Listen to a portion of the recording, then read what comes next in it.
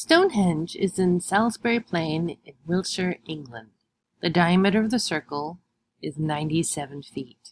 We think it was used as an astronomical observatory or functioning calendar. There's 4 different phases of construction.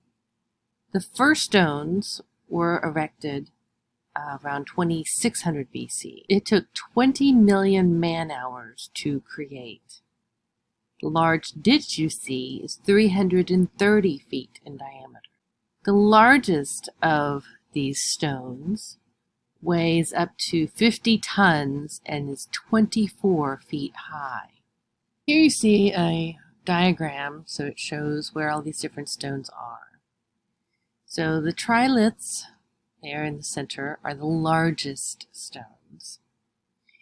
They are the ones that weigh up to 50 tons, and they are actually from Marlborough Downs, which is 23 miles away. The blue stones that you see here, the blue stones are from the Welsh Preseli Mountains, which is over 200 miles away. This gives you an idea of the different phases. There's 4 different phases of construction. Okay, so this one shows 2 possible routes to get the stones from the Preseli Mountains in Wales to Stonehenge in England. Now you'll notice both of them actually utilize waterways a lot. So it's easier to move large objects, in this case large stones, on water, because once you get it loaded, then it's very simple to sail it where you need it to. So you notice that there's the most probable route is actually longer, goes all the way around this tip, but what it does is it actually goes up a river here, so you actually spend a lot more time on the water. So it's just a very short distance that you would have to move these stones outside of a waterway. The other, while it is faster, as you can see here, we've got a lot of land to move, and so that's probably less likely. Those stones, they don't just stand up like that and stacked over the thousands of years without a little help. So this is how they do this. They do these mortise and tenon joints. So we have these kind of holes that are hollowed out to allow for these stones to kind of lock into place. So as wonderful as Stonehenge is, there are other similar sites that are being discovered all the time. These are images of Woodhenge. So the top image of what Woodhenge probably looked like when it was created. This bottom image is what it looks like today. These are just kind of posts to represent the wood. And this shows you how close Woodhenge is to Stonehenge. So are there connections? Possibly, probably. So as you can see, we still have the circular shape. We have the large ditch around. We have a lot of the same aspects, but instead of stones, we're using giant timbers, giant pieces of lumber. As you can see, Woodhenge is around 2 miles from Stonehenge. It is 141 by 131 feet wide, and they think it was actually built around the same time. There are 168 posts. There's also another place right nearby, that's about 2 miles northeast of Stonehenge, that they think is a very similar site that they've been scanning with magnetometers and ground penetrating radar. So we're finding more and more of these. Woodhenge, ironically, was originally found in 1926 via an aerial photograph. So they started using airplanes, as you might remember, in World War I. mainly for reconnaissance. And so then they started afterwards still using them, and if there are droughts, the interesting thing is that actually makes these buried areas kind of highlight, if you will. And so that's what happened in this case. This is chapter 2, the ancient Near East. So in the prehistoric times, we were talking about art being created for possibly survival, dealing with fertility or the hunt, or religion. So in the ancient Near East, we still have religion being an important element for art creation, but we also have the political. That's what's going to start becoming important. So here is a map to show you where we're talking about, the Tigris and Euphrates River. Remember that probably from school. And some of the sites that we talk about. So let's start with the Sumerian. At this point in time, we have the wheel and the plow and copper tools. This is allowing farming to get much better, and this is allowing more food to be produced. So that's allowing some people to not be in food production, but to do other things. This is when you start having more goods happening, more trade happening, and really these settled cities. Writing is also very important. So as you can see here, this is a clay tablet, and you have the cuneiform words written on there. So it's a wedge-shaped writing. It was refined by around 2900. Here's the stylus that you can see how it creates the images, and then you can see how cuneiform kind of emerged from the pictogram. All right, so the buildings are made out of mud brick. So it's a very readily available material and very easy in this climate. Take the mud, the dirt, they would add straw to this clay, it's a very clay form of dirt. They would put them in wooden frames, place them in the sun to bake, and then they would use them to create the architecture. Now, as you're probably thinking, wouldn't some of the rain wash it away? Well, they have a solution for that. And they would seal the walls with a substance called bitumen. It's a tar-like substance. Remember, this is the Middle East, so oil is readily available, and the bitumen, especially at this time, would have literally been on the surface. So it's been very easy kind of oil byproduct to find and use. The interior walls would have typically been plastered. The temple architecture. We have the cella, that is typically the main room. Think of that as a sanctuary in the church. And then we have rooms off to the sides. These typically are low temples. They have 4 corners in the 4 directions. Again, we're talking mud brick covered with the bitumen and plaster. These temples would have been on raised platforms, and they would gradually go up. So this was almost like a step pyramid, which they called ziggurats. Most of these temples would have been about 40 to 50 feet high. And the idea is for it to be mountain-like. So the idea is to be close to the gods. This is what's left of the White Temple in Uruk. This was dedicated to the sky god Anu, which was the chief Sumerian god. It was 40 feet tall. It's oriented again to the cardinal directions. Again, coated in the bitumen and then whitewashed. So it had a white color, hence the term White Temple. We have stairs and ramps leading counterclockwise around the mound to get into it. So again, we're kind of winding our way around the temple. So this is supposed to represent your metaphysical ascent into the divine realm.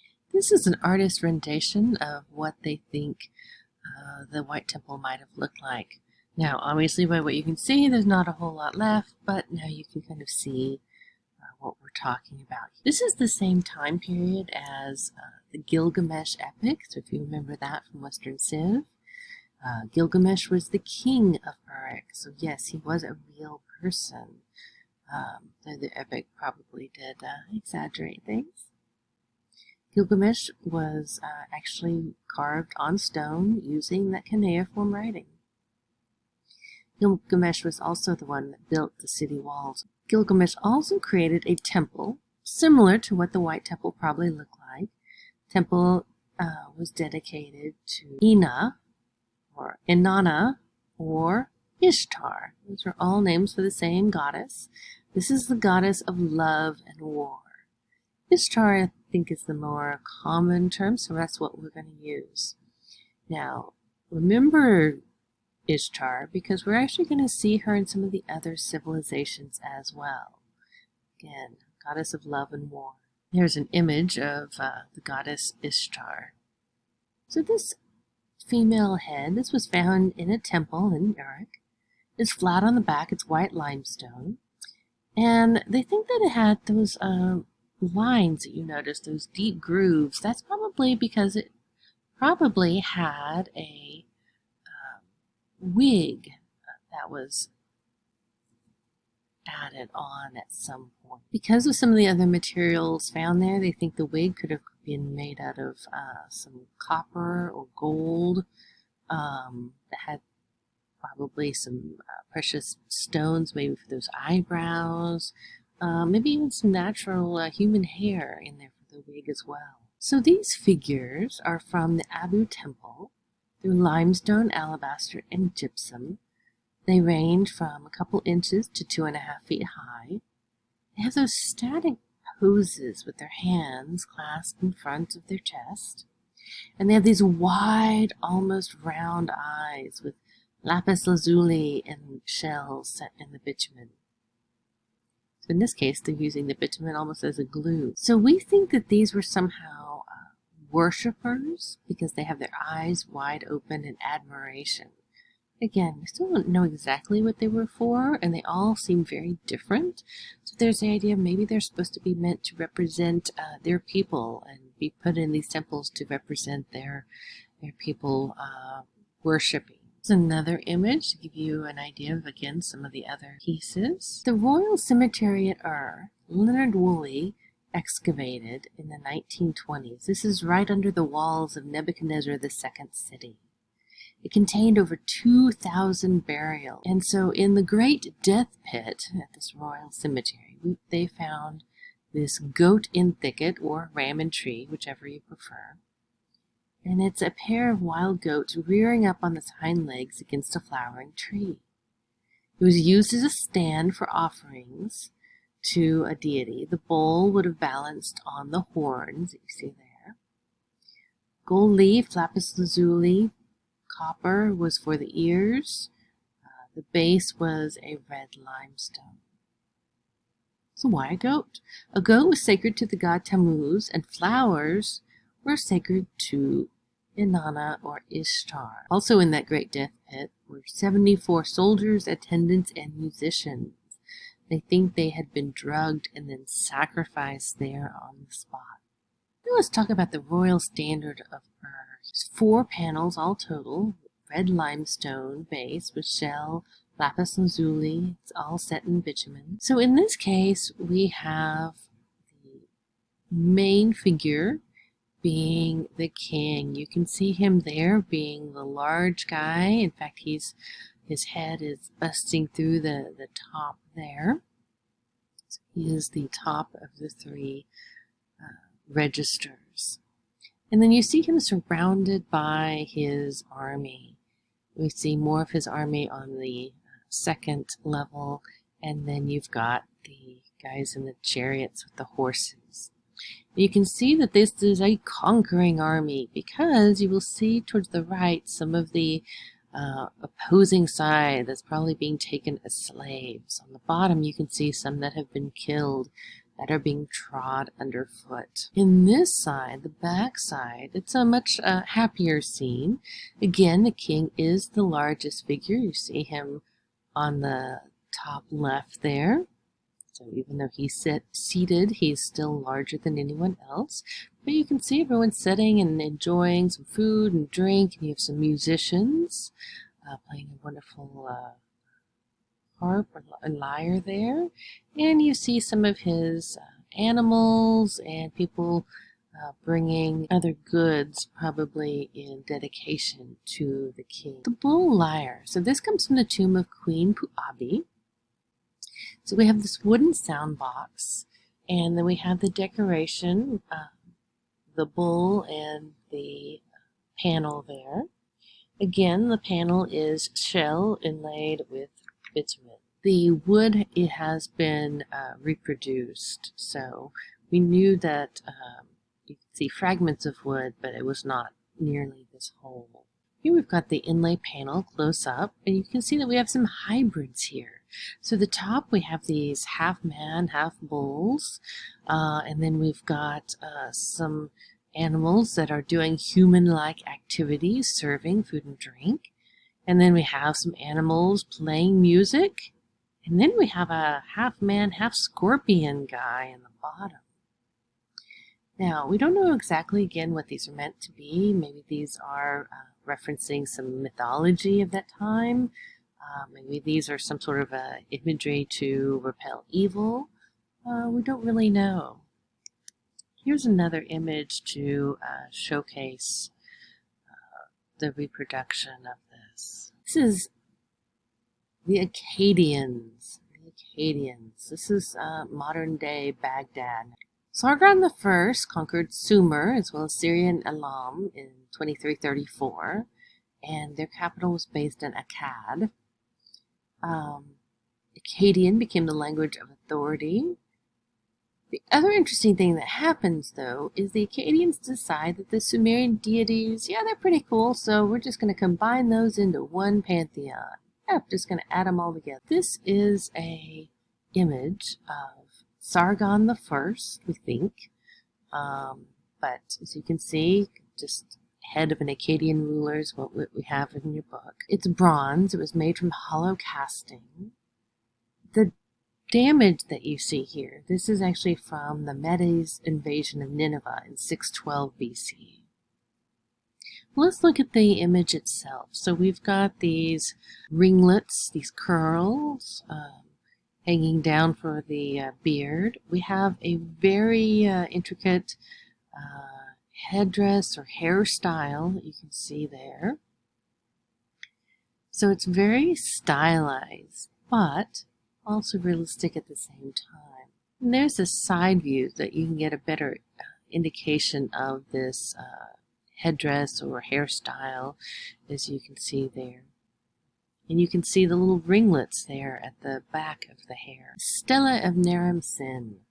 So Naram Sin was Sargon I's grandson. He ruled from 2254 to 2218.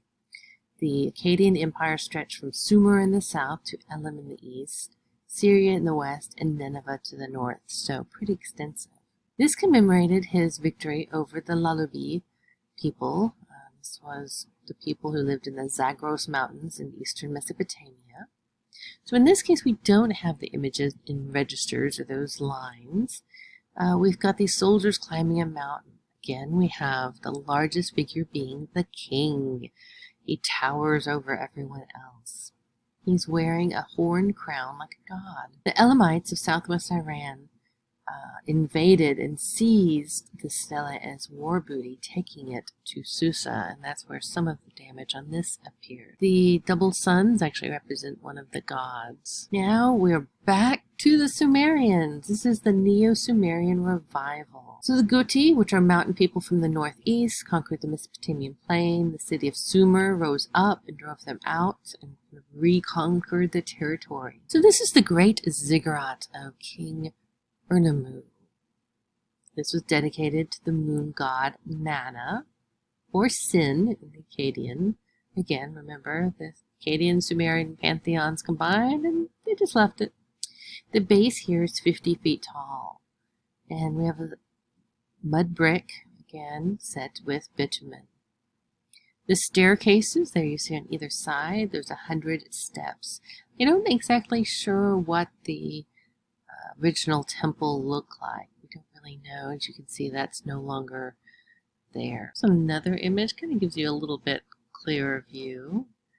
And you can see a human there in the center. All right, now we have these figures of Gudea, and I want to point this out because we're going to see something similar in the Egyptian. So we've got these types of figures that we see in temples. This is a statue of Gudea holding a temple plan. Gudea was a ruler of Lagash in modern Iraq. This is made out of diorite. That's the black stone that you see here. And the idea is that by obeying God, it brings prosperity to the city. This is some of the things that are written. As you can see, you have writing all around the cloak, the lower part of the cloak, and even on the stool that he is sitting on.